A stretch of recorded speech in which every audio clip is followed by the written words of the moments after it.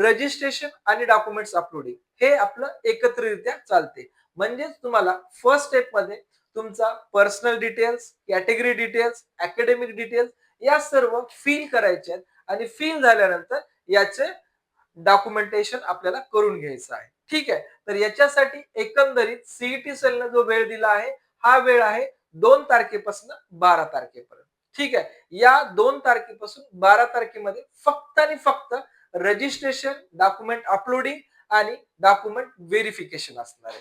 ठीक आहे. आता डॉक्युमेंट व्हेरिफिकेशन हा जो पार्ट आहे हा पार्ट आपल्याला 2 टाइप मध्ये आपल्याला घेता येते. ज्या विद्यार्थ्यांना पॉसिबल नाहीये फिजिकली जाऊन या ठिकाणी व्हेरिफिकेशन करणं, अशा विद्यार्थ्यांनी ऑनलाईन वे मध्ये आपलं व्हेरिफिकेशन करू शकतात.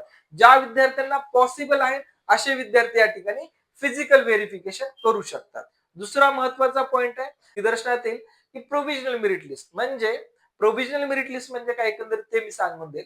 ज्याही विद्यार्थ्याचं रजिस्ट्रेशन सक्सेसफुल झालं आहे, डॉक्युमेंट अपलोडिंग सक्सेसफुल आहे आणि आपलं ऑनलाईन किंवा ऑफलाईन व्हेरिफिकेशन झालं आहे, त्याच विद्यार्थ्याचं नाव या प्रोव्हिजनल मेरिट लिस्ट मध्ये येणार आहे.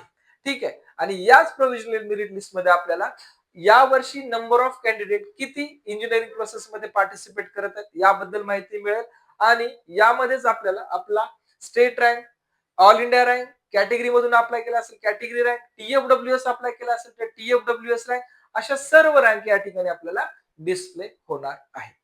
इन केस बऱ्याच वेळेस प्रोव्हिजनल मेरिट लिस्ट मध्ये आम्ही असं पाहतो की काही विद्यार्थी ओपन कॅटेगरी मध्ये असतात पण फॉर्म भरतात कॅटेगरी मधनं, अशी काही चूक झाली दुरुस्त करता येईल.